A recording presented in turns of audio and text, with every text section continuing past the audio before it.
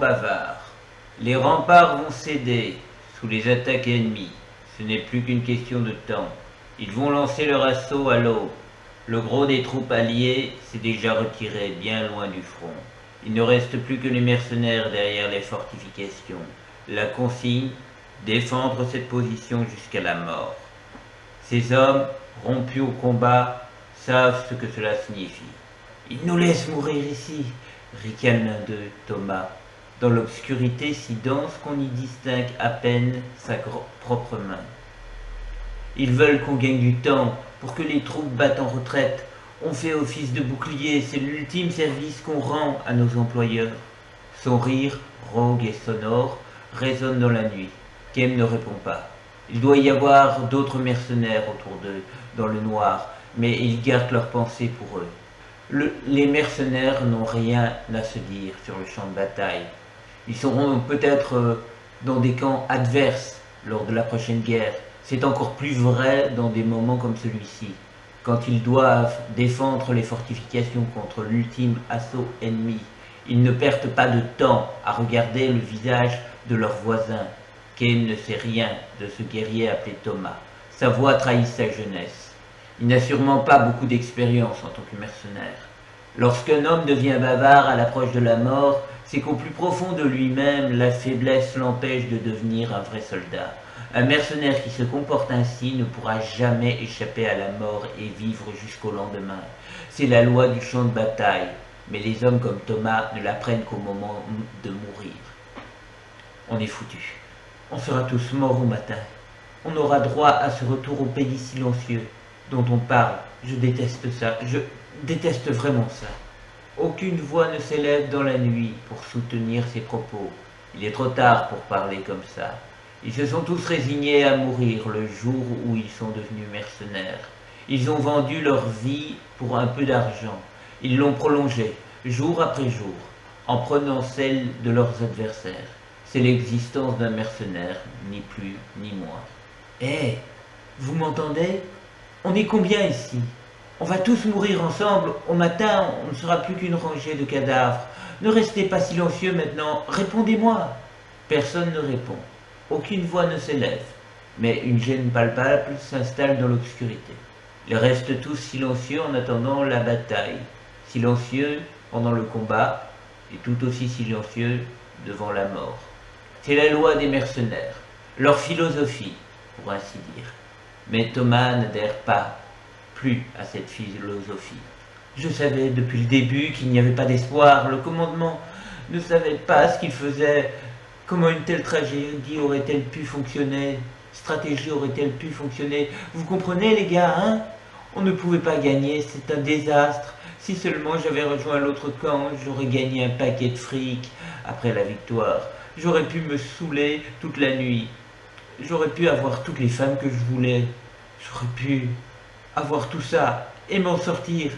Mais j'ai choisi le mauvais camp. Et toi, grogne une voix plus mature dans la nuit, une voix pleine de colère. Ouais, quoi? Répond Thomas, d'une voix un peu tremblante. Il a enfin trouvé quelqu'un à qui parler. Comme pour mettre fin à cet espoir naissant, l'homme reprend. Tu voudrais pas la fermer un peu? Si t'es tellement désespéré, je peux m'arranger pour t'envoyer dans l'au-delà vite fait, bien fait. Désolé, répond Thomas, avant de retomber dans le silence. Une grande tension reste cependant palpable. Elle s'est installée bien avant que Thomas ne commence à parler. Les guerriers vétérans se méfient des hommes bavards. Ceux qui parlent beaucoup croient au pouvoir des mots. Ils y croient trop. Les mots ne servent à rien sur le champ de bataille. Le guerrier brandit son arme en silence, se donne du courage en silence, se bat en silence et tue, ou se fait tuer en silence. Tous les mercenaires présents ce soir vivent de cette façon, tous sauf Thomas le bavard, un soldat qui a tendance à s'accrocher désespérément aux mots, pourrait s'accrocher à autre chose. Il pourrait succomber à la tentation de la trahison, de la désertion ou de la folie. Kem a souvent vu des mercenaires incapables de surmonter la terreur du champ de bataille. Ils deviennent fous et attaquent alors leur propre camp. Thomas fait-il partie de cela? il y a de fortes chances. Et les autres mercenaires le pensent sans aucun doute. Pendant cette longue attente, ils lui jettent les mêmes regards que ceux qu'ils réservent à l'ennemi, guettant le moindre signe de changement dans son comportement. Si jamais ils perçoivent en lui une menace, une lame viendra s'abattre sans bruit sur le côté gauche de sa poitrine. Le silence est pesant. On n'entend même plus les bruits des insectes qui retentissaient encore la nuit dernière. Les bêtes ont peut-être eu l'intuition que l'ennemi allait lancer un terrible assaut. Kem pense d'ailleurs qu'il n'a vu aucun oiseau dans les environs hier. Des animaux sont bien venus voler de la nourriture quand les hommes construisaient les fortifications, mais il ne les a pas revus depuis plusieurs jours maintenant. Les animaux ont un instinct très développé, bien plus que les hommes. Il suffit de se rendre sur un champ de bataille pour s'en rendre compte. Il ne fait aucun doute que les animaux se sont détournés de ces fortifications. En ce moment même, dans une lointaine forêt, une grande nuée d'oiseaux noirs prend peut-être son envol à la recherche de cadavres humains à dépecer. Le festin va bientôt être servi, et ils le sentent déjà. La bataille s'achèvera quand le soleil sera au zénith. S'ils n'arrivent pas les premiers, une nuée venue d'une autre forêt leur dérobera leur repas. Les corps noirs de ces charognards sont probablement déjà en route dans la nuit. Une voix géniale s'élève, c'est celle de Thomas. Écoutez les gars, je ne sais pas combien on est, mais on va tous mourir cette nuit. La plupart d'entre nous en tout cas. Il y aura peut-être un ou deux survivants, pas plus. Réfléchissez, c'est perdu d'avance. Vous êtes déjà passé par là, vous êtes des vétérans, des héros, vous n'avez sûrement pas peur, mais même si vous n'êtes pas effrayés, vous ne trouvez pas ça stupide, hein? Franchement, vous avez participé à bien plus de batailles que moi, alors dites-moi, pourquoi on est là? On n'en veut pas à nos adversaires, mais on va les tuer, et on ne doit rien à nos chefs, mais on va quand même leur obéir. Et on va mourir de toute façon. Alors dites-moi les gars, vous ne trouvez pas ça absurde, stupide? La seule réponse qu'obtient Thomas, c'est un claquement de langue énervé, suivi d'un autre soupir d'impatience. Je tiens plus, dit Thomas. Il sanglote à présent. J'ai horreur de ça. Tout ce que je voulais, c'était de l'argent, de la nourriture mangeable et des vêtements décents. Je me serais contenté de ça. Qu'est-ce qui m'a pris de m'engager là-dedans? Je n'aurais jamais dû faire ça. Kem est attentif au moindre bruit. 5 autres soldats accroupis dans l'obscurité, non loin de Thomas et lui. Il y a au moins un point positif. Ce sont tous des guerriers chevronnés. Ils n'auraient pas supporté les plaintes de Thomas si ça n'avait pas été le cas. S'ils s'étaient laissés aller à s'énerver, à lui crier dessus ou à l'attraper par la gorge, ils n'auraient fait que gaspiller des forces et de l'énergie avant que les choses sérieuses ne commencent. Un groupe d'hommes qui savent garder le silence a beaucoup plus de chances de rester en vie, pourvu que le pleurnichard ne devienne pas un fardeau pour eux.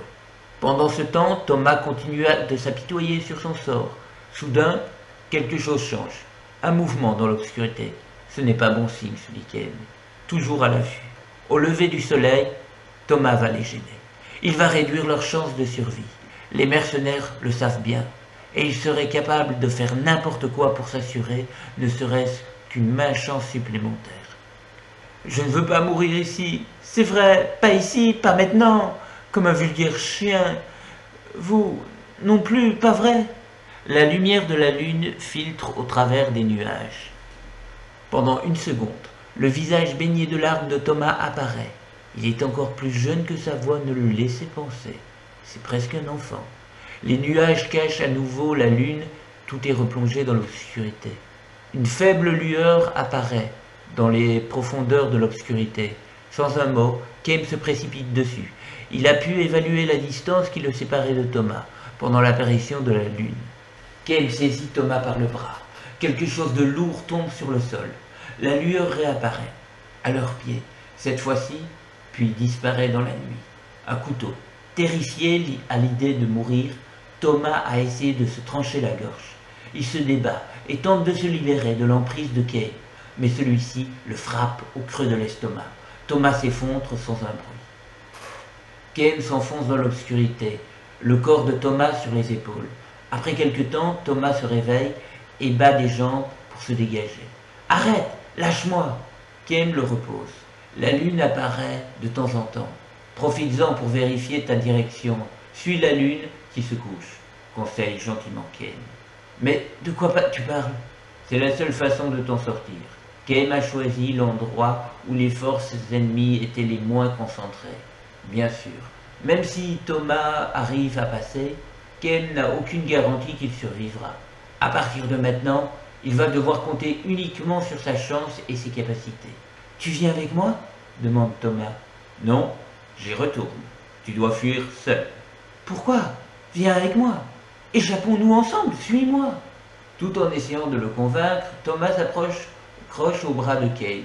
Mais ce dernier lui donne une claque sur ses joues, et bien trop tendre pour appartenir à un mercenaire. C'est la joue d'un garçon, d'un enfant. « Tu dois partir seul. »« Mais pourquoi ?»« Pour vivre, tout simplement. »« Mais et toi? Tu ne veux pas vivre aussi, n'est-ce pas? Tu devrais t'enfuir avec moi. Tu ne peux pas mourir, hein? » Envie de vivre? Non. Kem n'en a pas particulièrement envie. Il vit car il n'a pas le choix. Il y est obligé.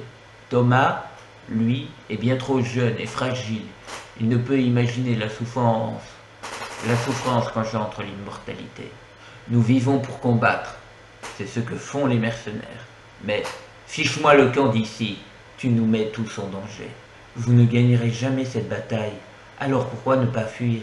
C'est notre devoir de nous battre. Sur ces mots, Kem fait demi-tour et repart de là où il est venu.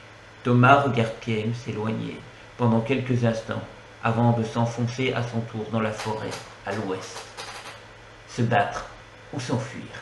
Kem ignore quelle option permet de rester en vie. Mais peut-être vaut-il mieux ne pas le savoir, sauf si « J'espère que tu t'en sortiras, gamin », murmure Kem tout en marchant. À l'est, le ciel s'éclaircit peu à peu. L'ennemi va bientôt lancer son assaut final. Quelques oiseaux s'envolent de la forêt, à l'ouest. C'est peut-être le signe qu'un combat mineur a commencé en silence, à moins que le jeune mercenaire n'ait été rattrapé par l'ennemi. Kem ne se retourne pas et ne ralentit pas. Il est persuadé d'avoir déjà vu ce mercenaire bavard, avant que la guerre n'éclate. Le garçon vendait des fruits au marché, au bord de la route. D'après les femmes du marché, c'était un bon fils qui prenait bien soin de sa mère. Puisses-tu avoir une belle et longue vie, pense Kem, tout en regardant le ciel s'éclairer à l'est. Fin.